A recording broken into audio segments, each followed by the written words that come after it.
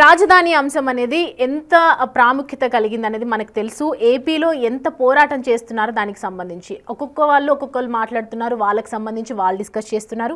So ఇప్పుడు Jagan river basin అని సడన్గా తీసుకురావటం, మళ్ళీ సుప్రీంకోర్టు గురించి మాట్లాడడం, సుప్రీంకోర్టు ఖచ్చితంగా తీసుకువెళ్తానని చెప్పడం, దాని తర్వాత సజ్జల వివరణ ఇవ్వటం, ఇదంతా ఏ విధంగా ఉంటుంది, అసలు ఎందుకు ఇలా దారితీస్తుంది, సజ్జల మళ్ళీ ఎందుకు వివరణ ఇస్తున్నారని అనుకోవచ్చు మనం? అంటే జగన్ మాట్లాడింది అర్థరహితమైంది, ఏ రకమైన అవగాహన లేకుండా మాట్లాడారు. అది సహజంగానే రాజకీయంగా బహుశా చెడ్డ పేరు వచ్చుంటుంది, ఎందుకంటే ప్రజల్లో కూడా వ్యతిరేకత వచ్చుంటుంది. అమరావతిపై జగన్మోహన్ రెడ్డి జరిపిన విధ్వంసం ఆయన ఓటమికి అనేక కారణాలు ఒక ముఖ్యమైన కారణం. అది బహుశా కొన్ని గంటల్లోనే వైఎస్ఆర్ కాంగ్రెస్కి అర్థమైనట్టుంది. అందుకే ఇప్పుడు సజ్జల వచ్చి క్యాపిటల్ ఇది డిఫరెంట్ క్వశ్చన్, ఆయన ఎప్పుడూ వ్యతిరేకించలేదు అమరావతిని.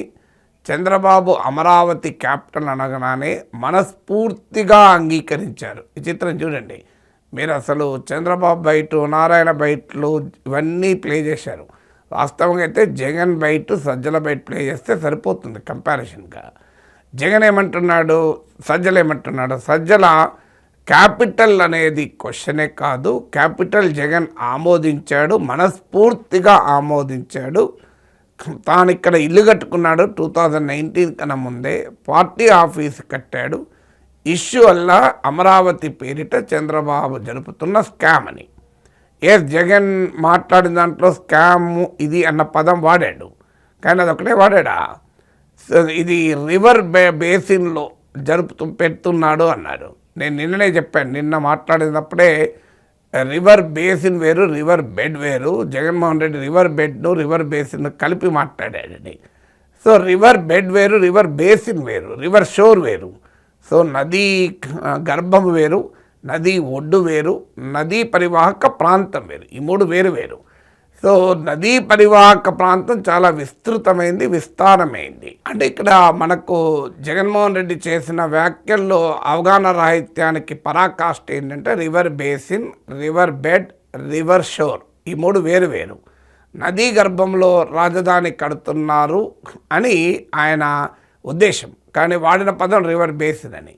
తర్వాత సీఎం ఎక్కడుంటే అక్కడ రాజధాని అని. సీఎం ఎక్కడుంటే అక్కడ రాజధాని కాదు, గవర్నమెంట్ ఎక్కడుంటే అక్కడ రాజధాని అవుతుంది. గవర్నమెంట్ ఉన్న చోట సీఎం ఉంటాడు, అది head of the government. So ఈ అవగాహన లేకుండా మాట్లాడాడని చెప్పి చంద్రబాబు నాయుడు అటాక్ చేశారు, ఒక రకంగా ఆయుధం ఇచ్చారు. దానికన్నా ఇప్పుడు మీరు సజ్జల చెప్తున్నాడు వ్యతిరేకం కాదు, మనస్ఫూర్తిగా అంగీకరించాడని. ఎక్కడ అంగీకరించాడు?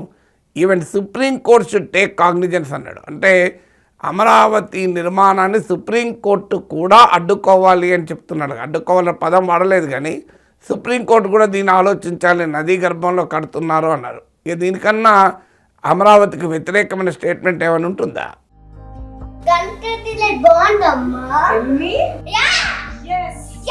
కంట్రీ డిలైట్ బఫెలో మిల్క్ ని మా ఫ్యామిలీ వాళ్ళకి ఎప్పటి నుండో వాడుతున్నాను. ఈ పాల ఫస్ట్ యూజ్ నుండి నాకు దీనిపైన చాలా నమ్మకం వచ్చింది. Choose Country Delight and live better. ఇప్పుడు వచ్చే సజ్జల లేదు అని అమరావతికి మనస్ఫూర్తిగా అంగీకరించిన మాట నిజం.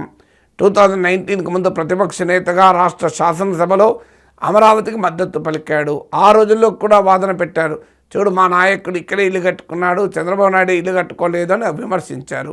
కానీ 2024లో కూడా ఎక్కడా మేనిఫెస్టోలో చెప్పలేదు అమరావతిని మేము వదిలేస్తాం, 3 రాజధానులకు పోతామని. సడన్గా 24 ఎలక్షన్ల తర్వాత మొదలుపెట్టిన తర్వాత అయినా తన వైఖరిని ఏమైనా మార్చుకున్నాడా ఫలితం తర్వాత అయినా అంటే వైఖరి మార్చుకోలేదనడానికి జగన్ స్టేట్మెంటే ఉదాహరణ. సో జగన్ ప్రకటన ఏంటి? అది సుప్రీంకోర్టు కూడా పరిగణలోకి తీసుకోవాలి అన్నాడు. సో ఇది రివర్ బేసిన్లో కడుతున్నారు, ఇది అందువల్ల ఇది నది సుప్రీంకోర్టు ఆలోచించాలి అన్న తర్వాత ఇంకేమైనా ఉంటుందా? తర్వాత సీఎం ఎక్కడుంటే అక్కడ రాజధాని అంటే ఏంటిది? తిరిగి 3 రాజధానుల ముచ్చటే కదా.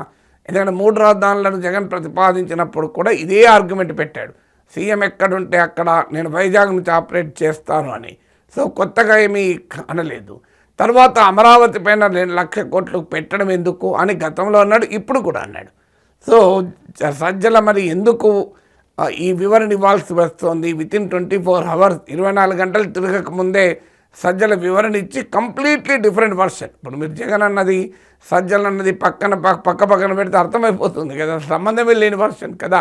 జగన్ ఏమో క్లియర్గా సుప్రీంకోర్టును రంగంలోకి దించాలని, అసలు ఎక్కడ కూర్చుంటే ముఖ్యమంత్రి అక్కడే రాజధాని అని, 1,00,000 కోట్లు ఖర్చు పెట్టడం దేనికని, ఇవన్నీ ప్రశ్నలు వేసినటువంటి జగన్మోహన్ రెడ్డి సజ్జలోమో మనస్ఫూర్తిగా అంగీకరించాడు. అసలు క్యాపిటల్ క్వశ్చనే కాదు, మేము స్కామ్ గురించే మాట్లాడుతున్నాం అంటే అర్థం ఏంటి? జగన్ ఖండిస్తున్నాడు సజ్జల ఖండిస్తాడా? ఖండించడు. కానీ జగన్ స్టేట్మెంట్ వల్ల వచ్చిన పొలిటికల్ కాన్సిక్వెన్సెస్, నేను ఇంతకుముందే పొద్దున్న కూడా మాట్లాడుతూ అన్నాను, చంద్రబాబు నాయుడుకి ఆయుధం ఇస్తున్నాడు జగన్ అని. జగన్మోహన్ రెడ్డి సెల్ఫ్ గోల్స్ వల్ల చంద్రబాబు నాయుడుకు కూటమికి ఆయుధాలు వస్తుంటే దానికి మళ్ళీ డ్యామేజ్ కంట్రోల్ యాక్టివిటీ లాగా సజ్జల రంగంలోకి దిగి ఆ నష్ట నివారణ చర్యలు మొదలుపెట్టాడు. ఇదేమి కొత్తనా అనుకుంటే సరిగ్గా మీకు విశాఖలో అప్డేట్ సందర్భంలో కూడా ఇదే రకమైన తప్పు వైఎస్ఆర్ కాంగ్రెస్ చేసింది.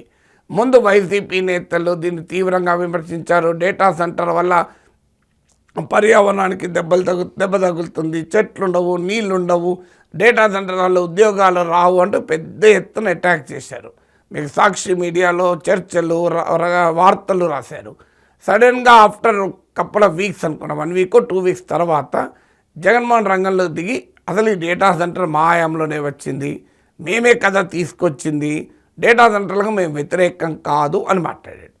సో వైసీపీ నేతలు వ్యతిరేకమని చెప్పి రోజుల తరబడి సాక్షిలో రోజుల తరబడి వార్తలు రాసి సాక్షి టీవీలో చర్చలు జరిపి మళ్ళీ మేము డేటా సెంటర్ వ్యతిరేకం కాదు, అసలు క్రెడిట్ మాకే రావాలి, అదాని మా హయాంలోనే డేటా సెంటర్ పెడతానని వచ్చాడు, ఇప్పుడు కాస్త యాడ్ అయింది గూగుల్ మాత్రమే అంటూ సమర్థించారు. అంటే ఎందుకు అంటే Google hub data centre Google hub data centre రావడం అనేది కూటమి ప్రభుత్వానికి ఒక పాజిటివ్ వైబ్రేషన్ ఇచ్చింది. ఎందుకంటే ముఖ్యంగా మిడిల్ క్లాస్ ఎడ్యుకేటెడ్ యంగ్ పీపుల్లో ఒక పాజిటివ్ అవుట్లుక్ వచ్చింది. ఎందుకంటే చంద్రబాబు నాయుడికి హైదరాబాద్లో ఐటీ రంగాన్ని అభివృద్ధి చేసిన చరిత్ర ఉండడం వల్ల అది అందులో గూగుల్ ఎంటర్ కావడం వల్ల, అదాని వేరు గూగుల్ వేరు, గూగుల్ ఎంటర్ కావడం వల్ల మామూలు బెనిఫిట్ రాలేదు. దీనికి తోడు కర్ణాటక, తమిళనాడులు, ఆంధ్రప్రదేశ్ పైన ఒక రకంగా విరుచుకపడము, ఇవన్నీ జరిగాక కూటమికి క్లియర్ పైచేయి వచ్చింది. దాంతో మళ్ళీ డ్యామేజ్ కంట్రోల్లో భాగంగా మేము డేటా సెంటర్కి వ్యతిరేకం కాదు, మేము డేటా సెంటర్ మా వల్లనే వచ్చింది, చంద్రబాబు నాయుడు క్రెడిట్ చోరీకి పాల్పడుతున్నాడు అంటూ మళ్ళీ రివర్స్లోకి వచ్చారు. అంటే అర్థం కావాల్సింది, ఇంత ఆధునిక మీడియా సోషల్ మీడియా యుగంలో పరస్పర విరుద్ధమైన పొజిషన్ చెప్పితే జనం చూడరా, అర్థం కాదు జనానికి. ఇప్పుడు జగన్మోహన్ రెడ్డి బయట, సజ్జల రామకృష్ణారెడ్డి బయటలు మనం ప్లే చేశాం, అర్థమవుతుందిగా 2 చూస్తే క్లియర్గా. సో ఇంకా అంత ప్రజల అమాయకుల మీరు గూగుల్ హబ్ డేటా సెంటర్ పైన వైసీపీ నేతలు ఏం మాట్లాడారు, సాక్షిలో ఏం డిబేట్లు నడిచాయి, జగన్మోహన్ రెడ్డి ఏమన్నాడు కంపేర్ చేయండి. మళ్ళీ ఇప్పుడు ఆ డేటా సెంటర్ గురించి హబ్ గురించి మాట్లాడతారు. ఇది 2 ఉదాహరణ ఇది. సో ఇలా ఒక్కొక్క అంశం పైన సెల్ఫ్ గోల్స్ వేసుకుంటూ పోతే అల్టిమేట్గా డ్యామేజ్ జరిగేది జగన్మోహన్ రెడ్డికి. ఇప్పటికైనా అర్థం కావాల్సింది అంటే రాజకీయ పార్టీ ఒక పొజిషన్ తీసుకున్నాక కారణాలు ఏదైనా అది తప్పని తెలిస్తే, లేదు ప్రజల్లో వ్యతిరేకత వస్తుందని తెలిస్తే దానిపైన నష్ట నివారణ చర్యలు తీసుకోవచ్చు. కానీ నష్ట నివారణ చర్యల పేరిట బుకాయిస్తే జనం యాక్సెప్ట్ చేయరు కదా. మీకు అదే ఇప్పుడు నరేంద్ర మోడీ ఫామ్ లాస్ పైన 1 ఇయర్ పెద్ద ఎత్తున ఢిల్లీలో ప్రొటెస్ట్లు చేసినా ఒప్పుకోలే. 1 ఫైన్ మార్నింగ్ ఉత్తరప్రదేశ్ ఎలక్షన్ల ముందు నష్టం జరుగుతుందని అర్థమై నేను రైతులకు క్షమాపణ చెప్తున్నాను, ఉపసంహరించుకుంటున్నాను అన్నాడు. సో ఇప్పుడు దానితో కాస్తంత నష్ట నివారణ జరిగి మీకు మళ్ళీ 2024 ఎలక్షన్స్లో గెలవగలిగారు. అందువల్ల ఎప్పుడు కూడా ఒక నిర్ణయం తీసుకున్నప్పుడు దాన్ని నష్టం జరుగుతుందంటే పాలిటిక్స్లో డెమోక్రసీలో విధానాల్ని మార్చుకోవడం నేరం కాదు కదా.